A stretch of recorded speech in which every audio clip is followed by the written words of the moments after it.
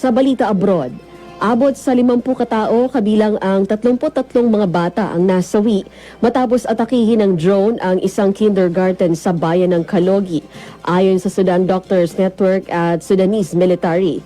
Iniulat ang paramilitary group na Rapid Support Forces ay matagal nang nakikipaglaban sa gobyerno, habang inakusahan naman ang pamahalaan ng RSF sa mga pag-atake.